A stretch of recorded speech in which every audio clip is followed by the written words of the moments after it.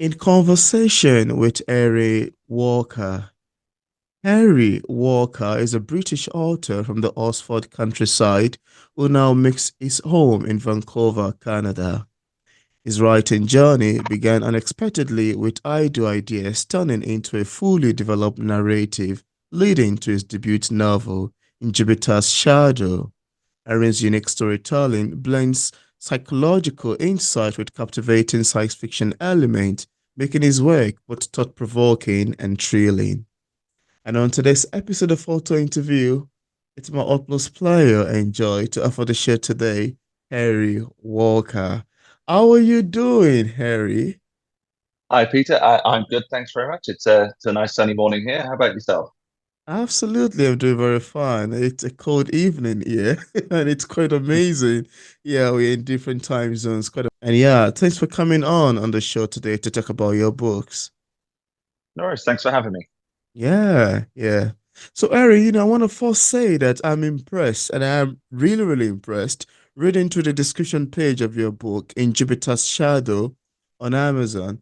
And I'd love to ask you, what inspired you to write this book, and how did your interest in human psychology influence its themes? Would you like to talk about that? Sure. Well, first, thanks very much. It's very nice to hear.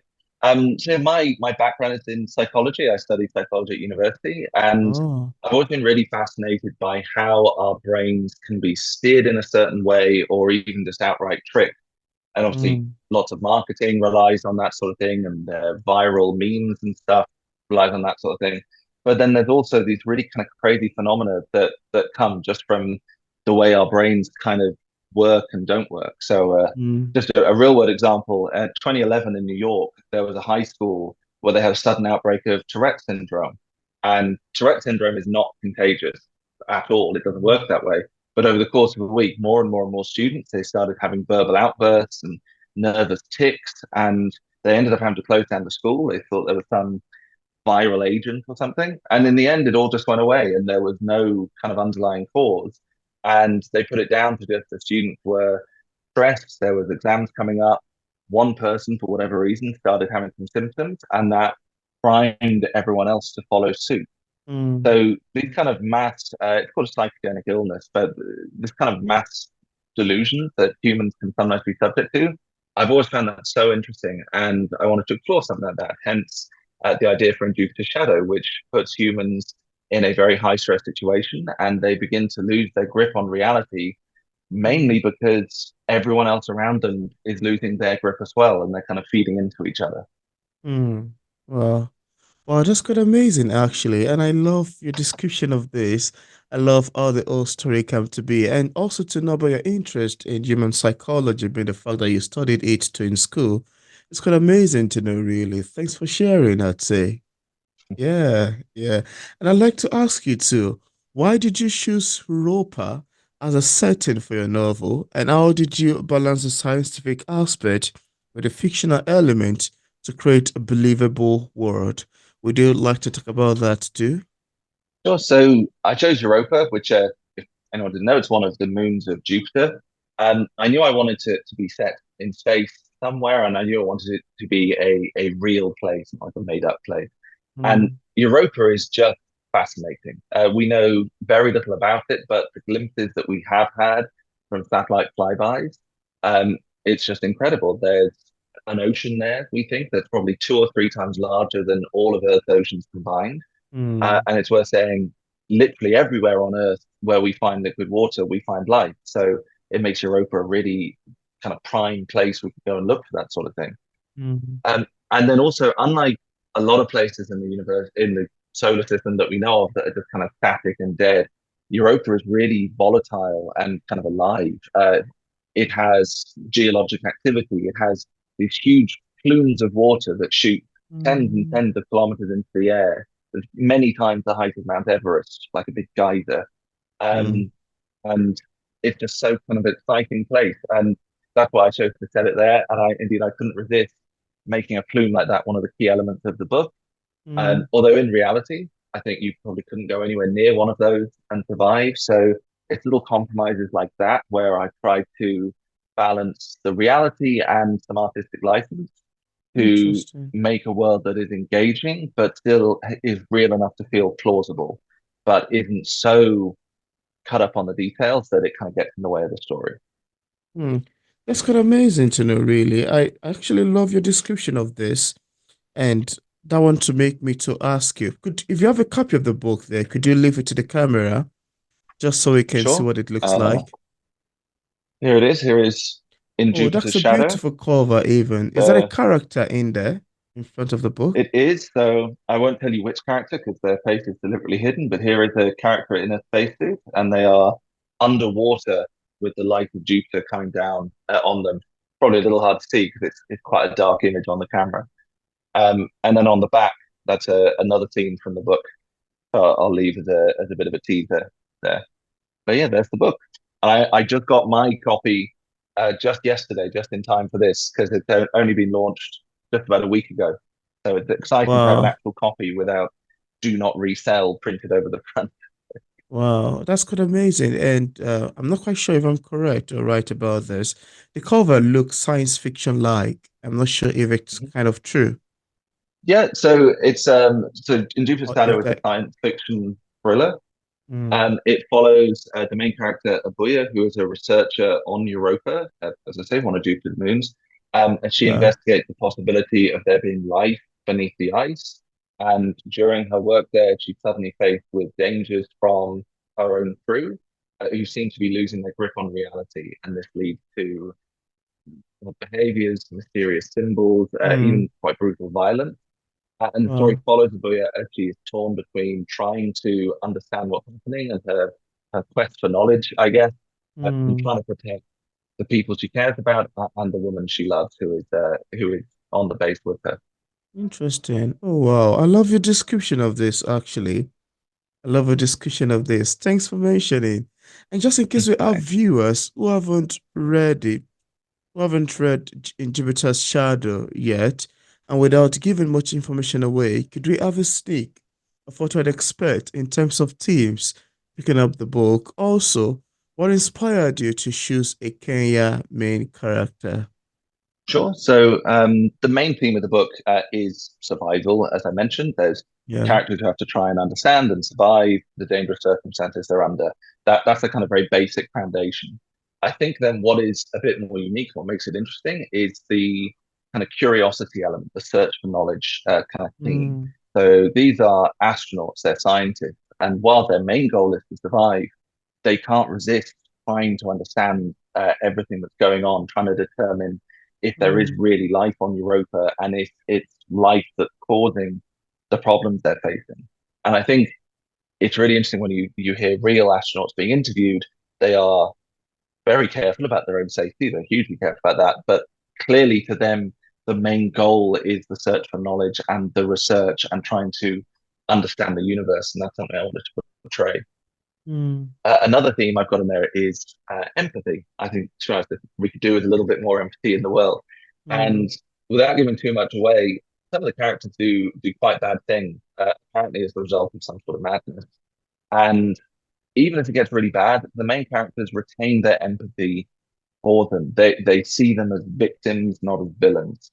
They never mm, stop trying to help. It's one of those things. It would be much easier if you just said, "Oh well, kill them all and we'll escape and it's fine." But they can't do that because they know these are people and they're their erstwhile colleagues and friends, and maybe they can be helped rather than harmed. I guess is the idea. mm, Oh, and then you asked about Abuya, the main character. So there's a couple of Kenyan characters actually in the book. I don't know if you can see from the picture behind me. I was lucky enough to marry a wonderful Kenyan woman. And so Oh, when I was writing a strong female lead, it was pretty hard not to picture her as my wife. oh, She's always been a big inspiration to me, and so she kind of naturally came through. Um, Also, though, I was inspired by Andy Weir's novel Artemis. Not sure if you've read that one. mm, In that book, the Kenyan Space Agency is a major player, and his rationale behind why Kenya has become a kind of superpower in the space industry was really mm, interesting and really plausible. And it stuck in my head, and I kind of really like the idea of making that a meme or a trope of science fiction, wow. because it sort of does make sense.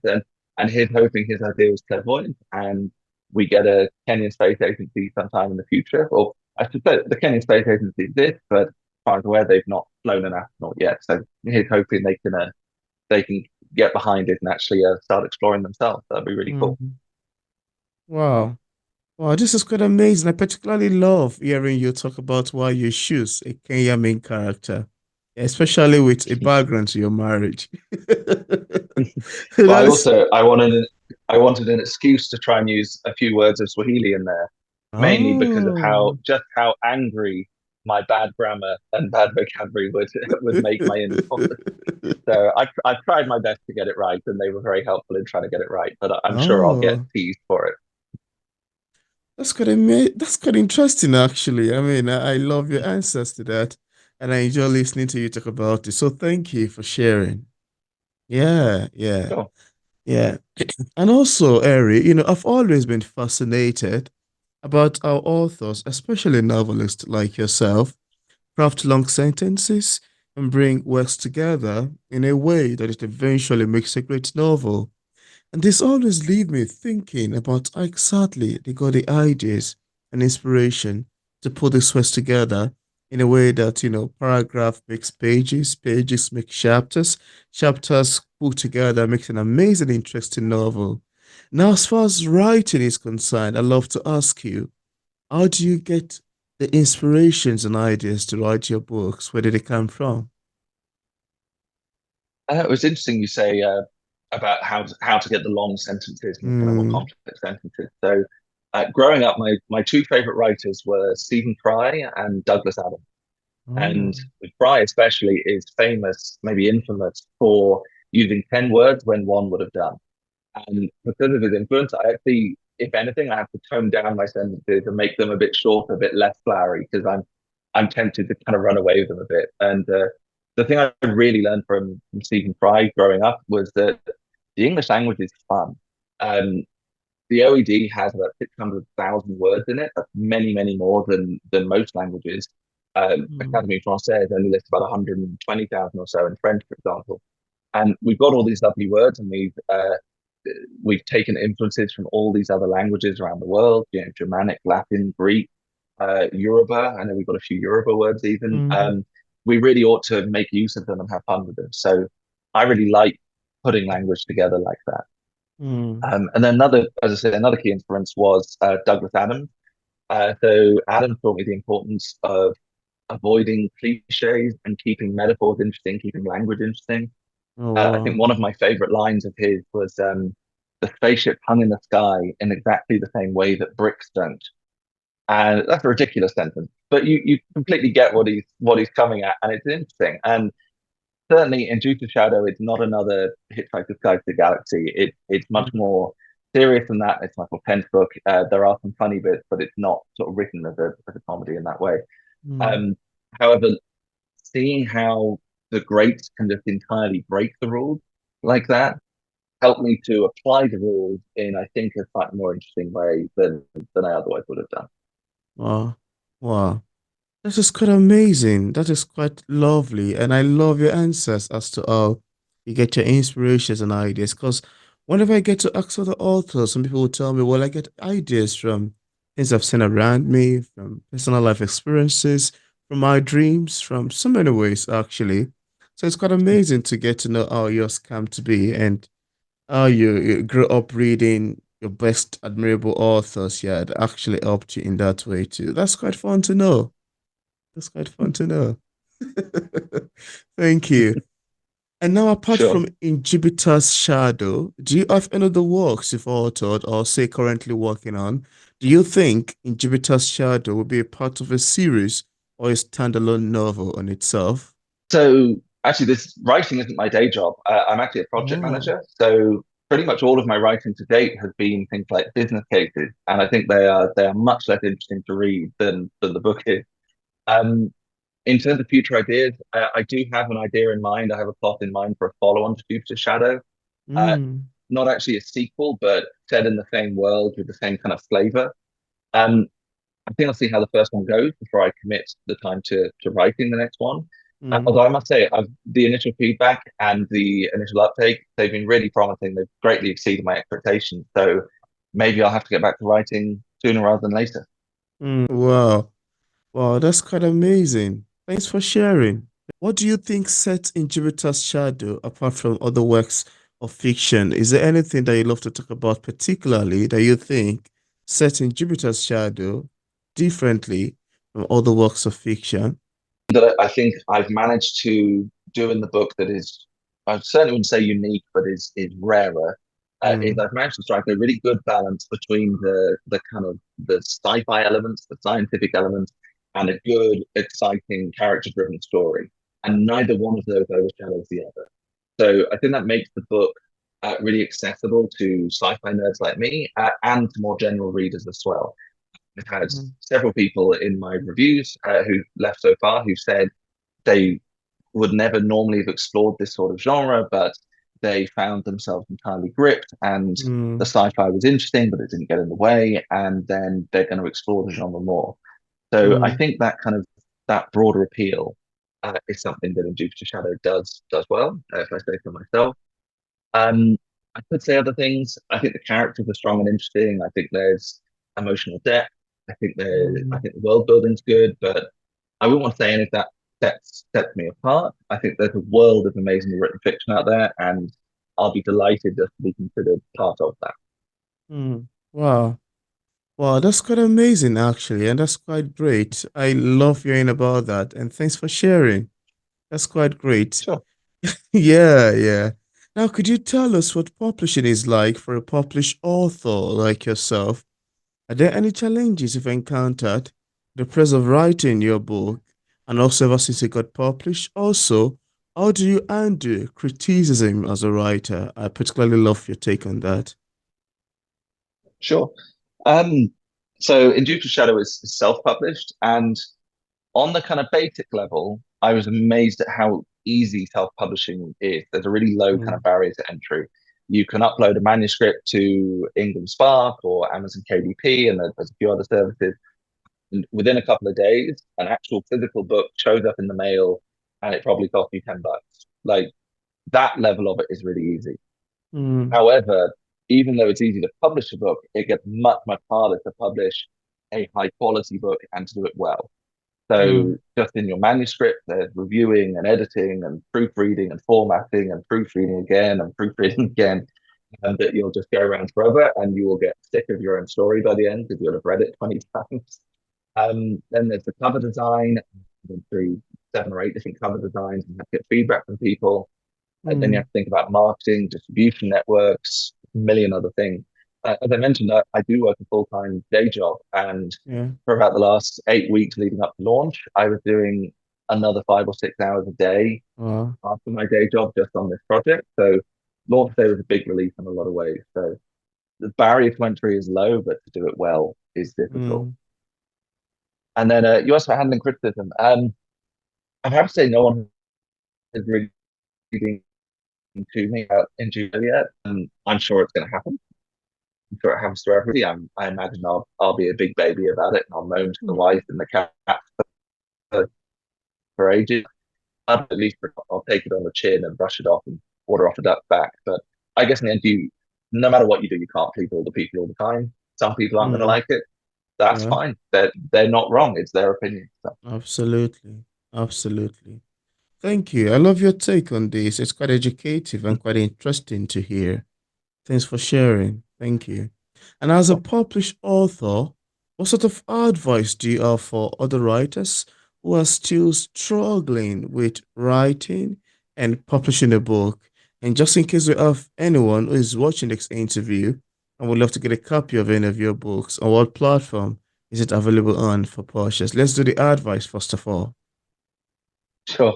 Um, I mean, there's a lot of general advice you'll have heard before. Make sure you keep motivated, talk to other Mm, authors, read lots of stuff. I think a piece of advice I never heard myself was order a proof copy as soon as possible. Even if you've only just finished the first draft, it is so motivating and so exciting to actually hold it in your hands in print. mm, It gives you a huge boost. Nothing motivated me more. So I've got mm, here's just some of my proof copies. mm. You can see that the most recent one, and then different trim sizes, different colors, different cover Wow. designs.